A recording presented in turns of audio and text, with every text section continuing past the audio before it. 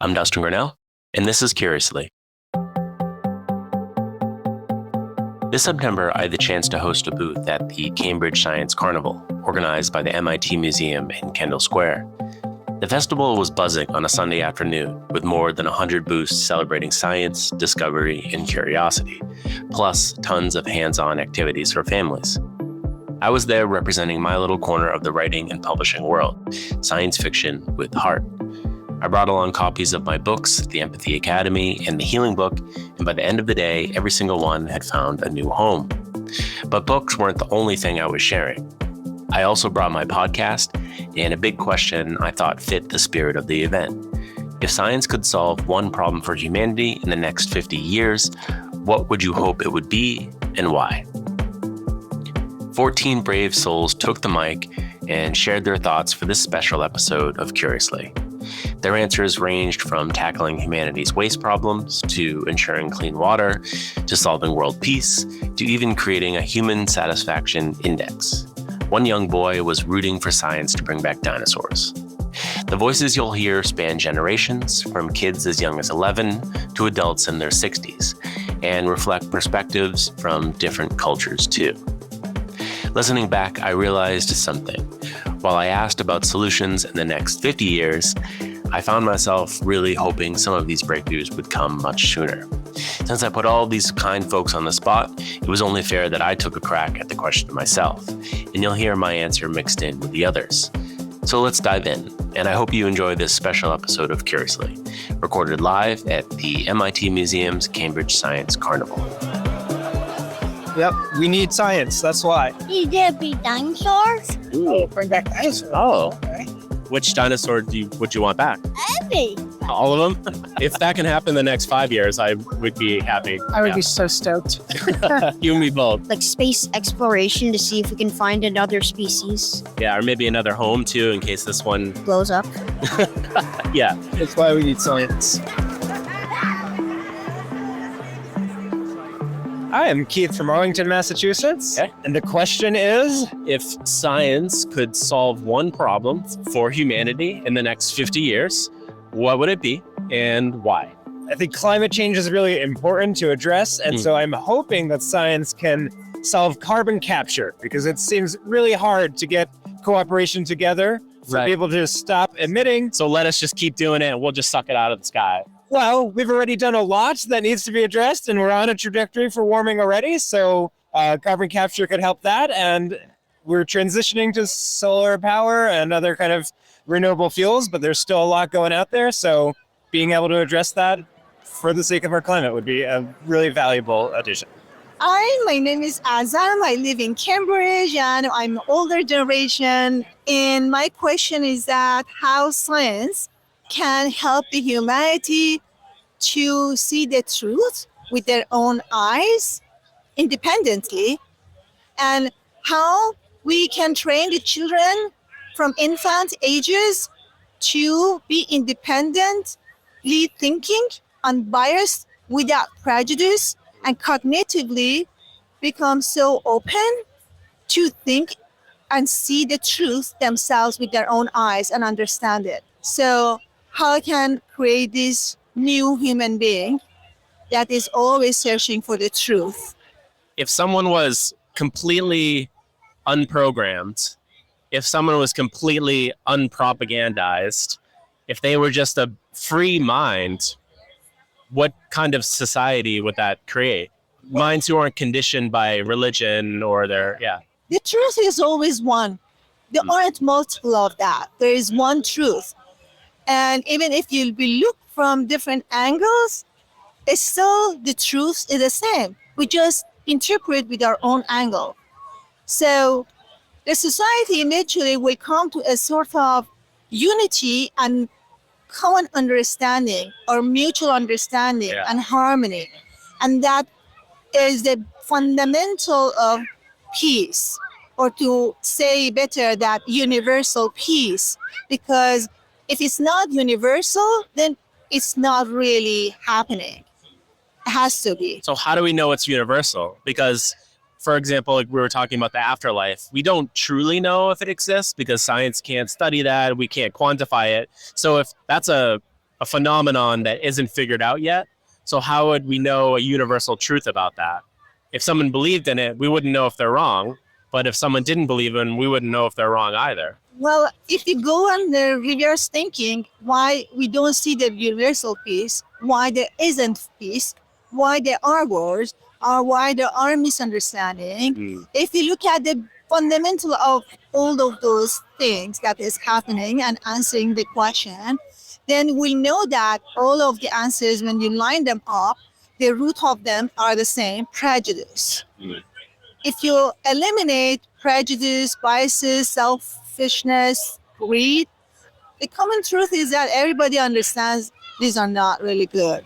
And if you eliminate greed, if you eliminate the love for power, and if you eliminate selfishness and you become more altruistic, and in fact, that's the truth. And everybody really, the majority of the people agree that it's the truth. The majority, but it's more important, I think, not to be influenced by a minority. So you want to have that independent thinking, and eventually the overall consciousness will win. Once that you have the peace, universal peace in place, it's very difficult to fight against that and dismantle it. Yeah, It will totally. be definitely, You can't uproot it. Yeah. it's pretty much impossible to uproot the universal peace after it's been established. Right. It's very impossible to make someone prejudiced and biased after that person has been raised and programmed from early months of life, early days of life, free from all of it.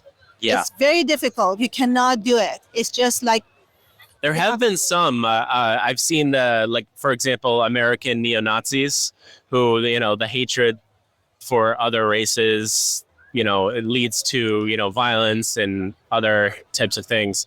There are some who have been able to deprogram themselves. There are some neo-Nazis who have found their humanity. They were able to get out of the ideology by deprogramming. So some adults have figured out a way to come out. People who have defected from cults, they've also figured out a way to get out of ideology, but that seems extremely rare to be able to deprogram, decondition. yeah, it's much easier everything to start very, very early in life. Right. If you want to learn a language, that's the time. If you want to learn a musical instrument, that's the time. Right. Any skills that you want to learn, that's the time. So also being truthful and also looking at being free from all of these vices of the world, that's also the time to really have the opposite virtue, which is the kind of good, positive one of it. Yeah. And see everything in the lens of the truth. It's kind of like searching the truth of it. So unbiased, independent, very independent, so totally independent.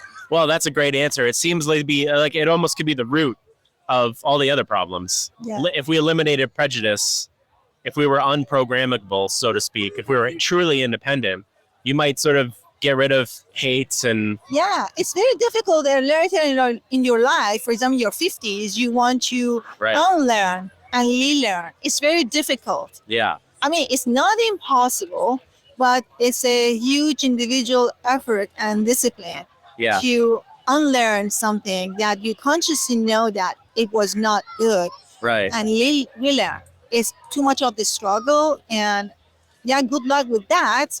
But why we don't go to the easier path? We just need to follow up with the new generation, and after 1 or 2 generations, it will be really diluted out, and the new generations is going to take over with their truthful thing. And once that we are in nursing homes, everything is in their hands. They are taking it in a good direction.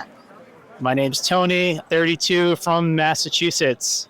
If I had one solution for humanity with a scientific mechanism, it would probably be better water cleaning and purity systems, because most people in the world get sick from infected water or poor sanitary conditions. So if you could improve how waste is managed in water and how pathogens are introduced into water, enabling cleaner water, more people would benefit in general across the world. So that would be a significant way to overall improve humanity for all.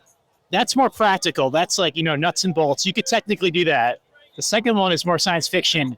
If you could control people from lying and have a mechanism that you could like detect liars or like untruthful answers, that's not like a truth check or something, like you could actually like determine that would solve a lot of problems. Say we lived in a world, a society without lying. How would you deal with like white lies? How would you deal with, in some ways, lying is a social lubricant. It's not Brady Madoffs. And well, maybe you could categorize them. Okay, so like white lies are sort of I don't know. Allowed and Yeah, but maybe some lies are good, but we should know which ones are how we're being lied to. Okay, so there's like a meter. It's like green for white lie. You look good in those jeans. You don't really. Yeah. And like red for you're a con man and you're about to Yeah.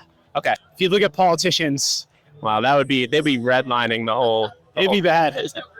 But then at least we'd know where they stand. Well, yeah. You know, it's like if All they the said, Republicans would be red. I mean, there's plenty of Democrats that probably might be red too. Yeah. It's just like it's sort of the nature of the beast. You have to like kind of, you have to patronize. You know, you have to cover all your bases or cover other bases. Yeah. And I don't know. It's sort of a lying business. It is a lying business, but I don't think it benefits people very well. I think people get frustrated. They see lies, and it's just lies stacked on top of lies and dishonesty. I think it causes a lot of stress for people. Did you ever see the Three Body Problem or read the book? No, So it's a science fiction book. Okay. And this alien species that comes to Earth, they're like a hive mind. So they all interact with each other via their own consciousness and whatever. And their thing is they don't lie. They don't know how to. Okay. They don't even have a mechanism We need for those it. people here. Yeah, so when they interact with one of the humans tells like a lie a little bit. He kind of didn't want to be totally truthful in his answer to them. And the species got really quiet for a while and then just disengaged completely because they'd understood that the guy was being disingenuous. Okay. And then that's something that's he's not trustworthy. Okay. And so that was one of the reasons why they like decided not to engage with us anymore because they found out that our species were liars. We could lie. We had that ability. Yeah. And they didn't like that because how can you trust anybody if they have that ability? Okay, there you go. They figured it out. We need some of their DNA infused into us.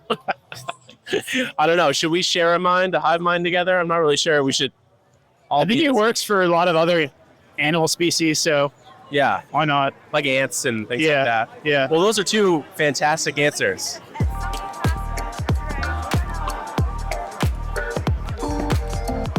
Hi, my name is Liz, and I'm in the older generations. I'm 64. And if science could solve one problem for humanity in the next 50 years, I don't think it's humanity that needs to have their problems solved. I think it's humanity's place in the world that needs to be solved. I think people like to be separate from the rest of the world, and in that separation have forgotten the connections that are key to the survival of us all. Can science solve that? Science can solve it, Yeah. but people have to be willing Yeah. to use that science. We've had amazing science come along over the years. Oh my gosh. In the last 100 years, science has changed Dizzying. immeasurably. Right. Splitting the atom, flying to the moon, digital technology. Yeah. All of those MRIs. things. Yeah. All of those things. And yet we don't use the technology to benefit the entire planet. So what would save humanity? How can we get people to reframe so that they see themselves as a part of this world instead of one part of it that needs to dominate the rest of the world? Yeah. Science knows how to save the environment, but people don't do it. And if science can't figure out a way to rewire the human brain to go back to being part of the world, then science isn't the problem. Humanity is. I like it. If that can happen in the next 5 years, I would be happy. I would be so stoked. You and me both. Yes. Well, thank you so much. Thank you. Hi, my name's Ella. I'm 13, and I think if science could solve one problem for humanity in the next 50 years, it would be climate change, because currently many people are suffering, and climate change is the cause of that, especially because now sea levels are rising and a lot more natural disasters are happening. Do you want to be involved in that change? Yes, but I hope to actually go into medicine, but I will try my best to advocate, make some kind of change. My name is Frank. I'm 12 years old. I live in Newland. And if science could solve one problem for humanity, Yeah. it would probably be that everyone should be more aware of what they're doing, because I can find out some fun facts on the news that I never knew. It was like something about bath bombs could kill you or something. And then there was another thing where it was like there was another thing where like if you have this bad habit, like it can actually affect the world in like the wrong way or something. So I would feel like they should elaborate more on that. So get it like what's the solution that you hope for? Like getting more aware about all the things you do and how they impact the world, because Yeah. Saying like here are the consequences yeah. and making people more aware of those? Yeah. Nice. My name is Maria, and I'm from Cambridge. If science could solve one problem for humanity in the next 50 years, I hope it will be world peace, because that will be good for all humans and our environment. So to put you on the spot, how could science solve world peace? Like how do we get there? What's the root of world peace and how does science get to it? I think we need human wellness. Humans have the brains and the hands, and we're the ones that make a whole bunch of stuff. We're the tool makers. Yeah. So if we could increase wellness on like a grander scale, on a species level scale, if we all could be more well, would we have more peace? I believe we would. Or if we were less well, we would have less peace? If we're physically and mentally well, we will have more peace. And I guess then the question is like, what's mentally well? Caring about ourselves, our families, and our communities. Okay. Can science help with that? Like, how do you make someone care about another person if they don't? I can think of a few people right now who don't care. And I'm not sure I can do anything to help them care about thy neighbor, help thy neighbor, you know, all that good stuff. Well, everyone needs to care for themselves first. Okay. And fundamentally, everyone deep down does really care about other people. You think so? At least some, Yeah. right? Yeah. Done. Thank you. Thank you so much. Thank you.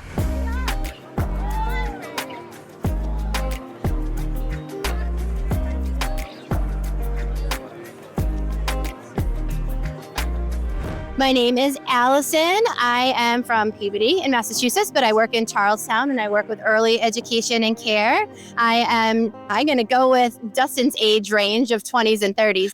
I think what I'm seeing a lot of is that our world has quickly with all of the technology and with the way that answers come quickly and all of that. One of the things that I see in children and adults is, especially I work with a lot of young, like 20-some-year-olds, is the need for instant gratification. But what I've also seen is this giant leap in mental health disorders and a lot of ADHD and a lot of difficulty staying on task because there's too many things, right? So there's so many quick answers, ChatGPT, all that stuff is fantastic. But like, I'm trying not to use it because I'm scared that it's going to make me forget how to write on my own, because like that's one of my skills, right? If you outsource thinking. Right. So if science can solve a problem, I think it would have to be somehow rewiring brains. And I think neurospicy is great. I think it's fantastic. I think people need to be neurospicy. I think the neurospicy people make the best things happen in the world sometimes. But Brandon. Exactly. Yeah. I mean, but also, I mean, even someone like Bill Gates, I mean, he's definitely neurospicy for sure. Yeah. Right. So I'm not suggesting it needs to be eradicated because that's what makes them unique. But I do think science needs to come up with non-medicinal ways that maybe help with a little bit of chemical balancing and rewiring, especially around mental health issues. Like there's a lot of anxiety, depression at younger ages. There's a lot of ADHD. And I think that it's increasing because our technology is being created more rapidly than the human brain can adapt. Yep. So really, someone who has ADHD, for example, like me, the problem with my brain is that it hasn't adapted to the fastness of everything and how quickly everything needs to be done. But then there's some people who believe it's like evolved differently as well, but we're not evolving as fast as society is evolving and technology. So I think if science could figure out a way to help humans without damaging our humanity, catch up to the technology somehow and help us so that we're not constantly having this barrage of screens and images and information, and everything's there, and it's overwhelming. And I think that creates a lot of emotional pain sometimes for people. Like your book with the empathy, like empathy is so important. And I think that it's like one of the most amazing things, but it's not, everyone doesn't have it. And I think it becomes harder and harder to have empathy because I think that the technology we have too also disassociates us.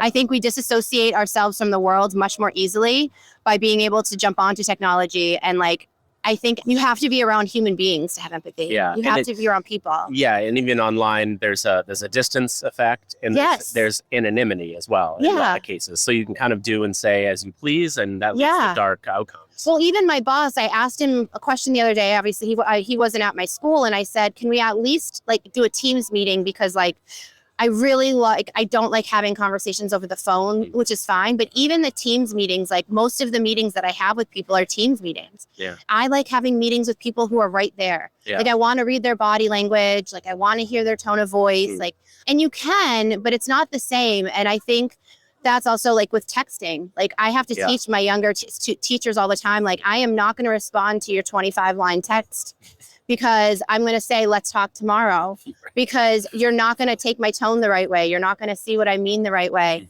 And I think I see a lot of younger, like 20 some, 18, even my son, I have a son who's a teenager.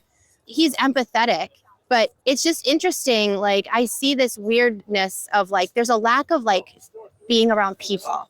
I think the problem that has happened in science is as much as technology is fantastic, as much as AI is fantastic, as much as we're blessed to have like all of these instant connections and ways that we can connect with people that we never would be able to connect with so quickly. That's awesome. But also, I think it's created a disconnected humanity. You know, we don't have a village anymore. There's no villages. There's no community. There's no people that are actually connecting on a human level.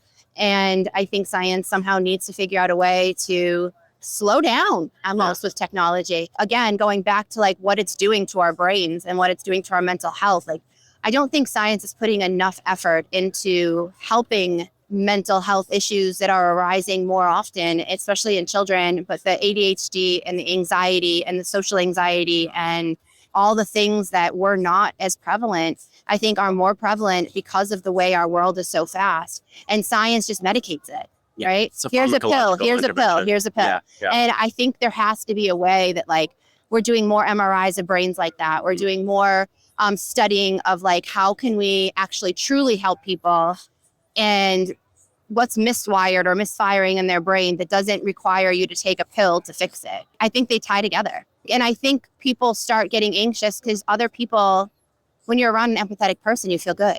Yeah. Right. Yeah. But when you don't get to be around that, like and it's energy. People are energy, right? So when you're behind a screen, you don't get their energy. So if you have somebody who has this really great energy and someone who has this really like powerful, like healing presence, you're not going to get that from behind a screen either. So I think, you know, we're lacking that a lot. And I don't know how science could fix that because now we're just a world where that's how we connect. Maybe science can fix that. Maybe science can't fix that. Maybe humanity has to fix technology. it. Maybe it's a societal maybe change. humanity has to fix it. Maybe humanity has to remember how to be human and how to be together.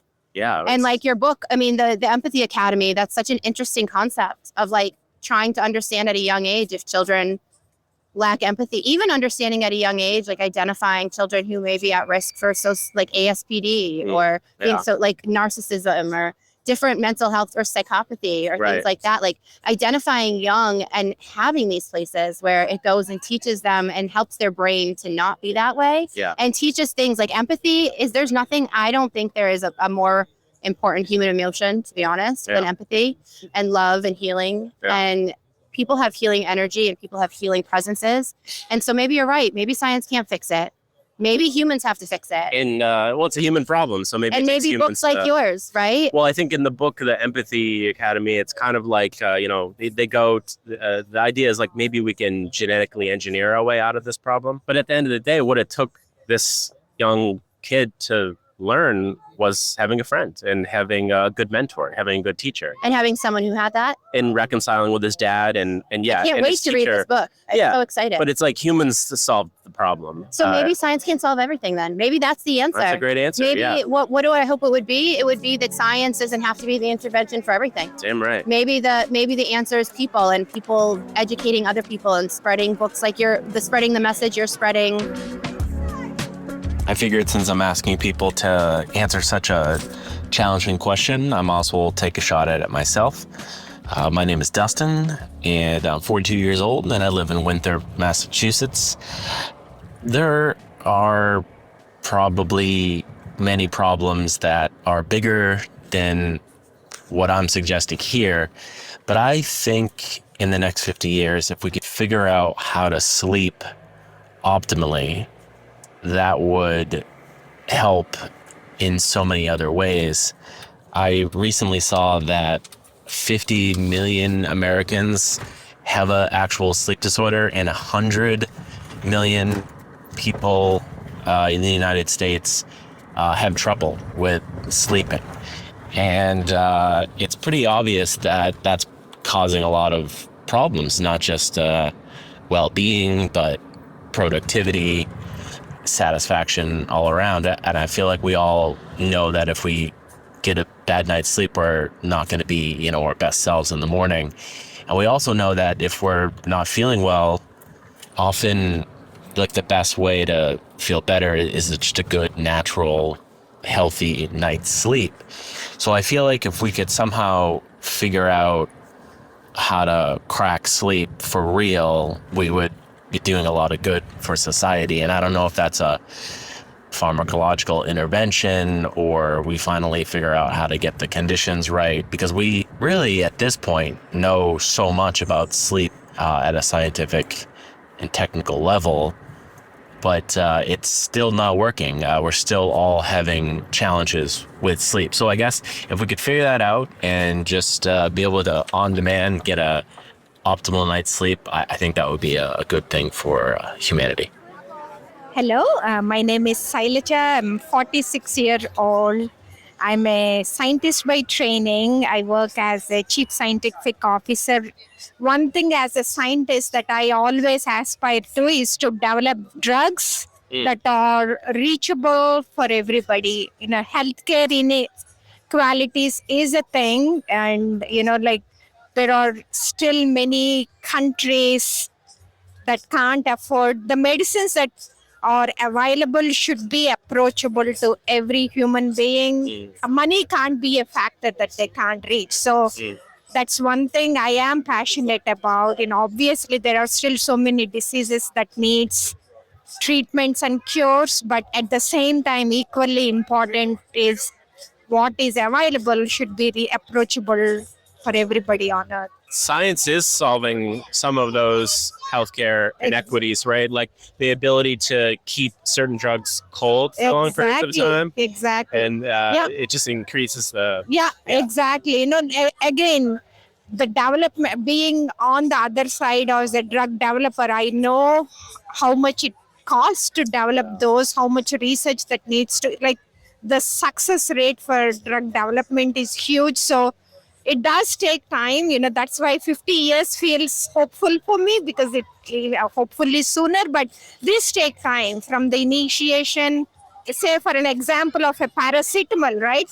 I'm sure at some day before it would have been a very precious commodity, but now it can be reached everywhere. So cell therapies, these are very important for the science development, but at very few centers, even within US, there are only few centers, few people can get those treatments. So whatever is available, at the same time, treatments to be equally reachable, that needs to be always in the mind of people. And again, as you said, that's one key example, right? It's for the remote places, even how you even transfer, we saw that issue with COVID vaccine, right? Right. And then that was able to, Operation Warp Speed, it was able to kind of shrink the time it takes to go from concept to the market. Exactly. Which is usually 10 to 15 years and $1 billion, which is just we need to be faster than that. Yeah, And we were yeah. able to do that. Yeah. Yes. Yeah. Exactly. So just kind of making that faster. One of my favorite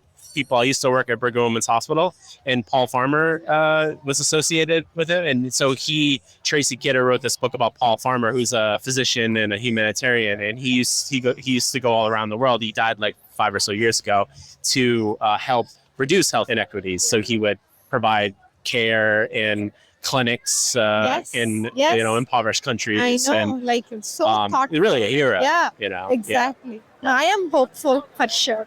My name is Colin. I'm 12 years old.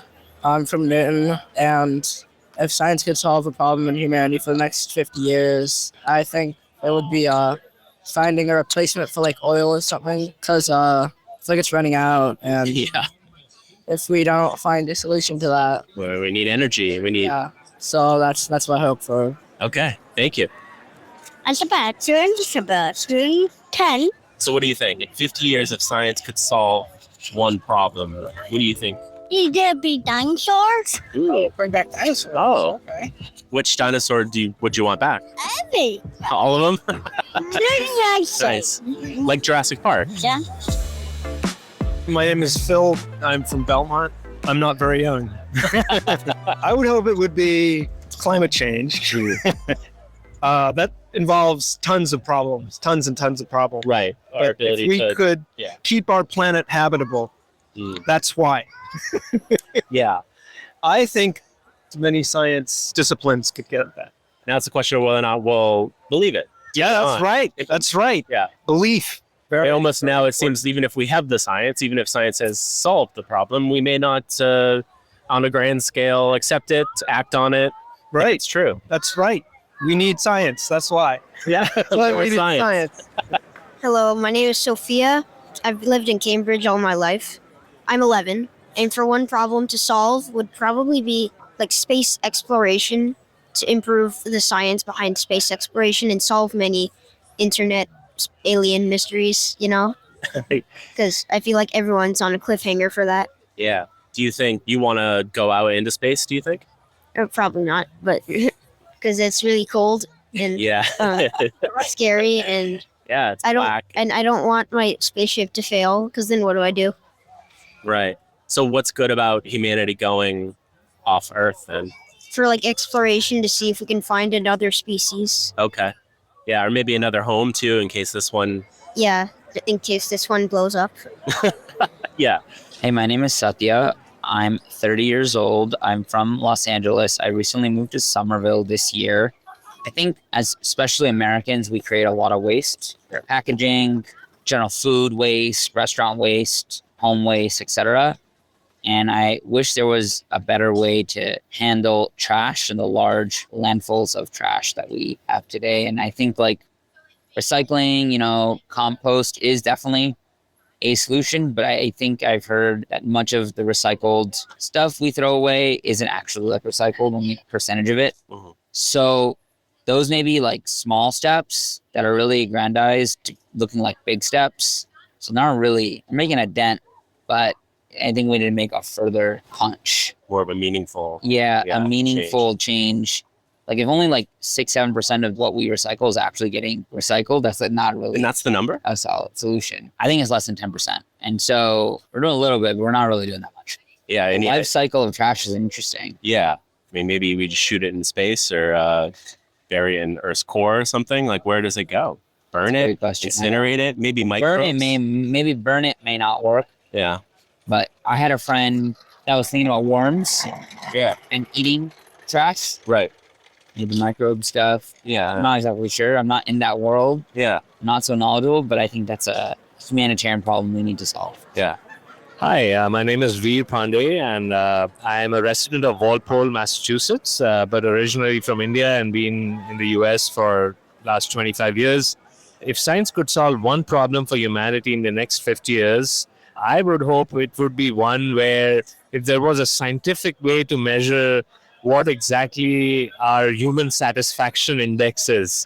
Because if we are satisfied with what we have, then, or we know we are not satisfied and we need X, Y, Z more, then we can have a way to attain that and then live the rest of our lives peacefully. It could be satisfaction one gets from doing something, flying in the air, exploring the solar system, or inventing new things, making more money, a car, whatever that is. But if we had a scientific way to measure what's our satisfaction index and then have a way to get to it, we could solve a lot of our challenges. Thanks for listening to this episode of Curiously. I hope you enjoyed this special live recording from the Cambridge Science Carnival. If this episode challenged your thinking or helped broaden your perspective, please consider sharing it with your friends and family and use it to have a conversation of your own. If you want to support Curiously, please consider leaving a review. Thanks again for listening, and stay tuned for more conversations with people I meet along the way.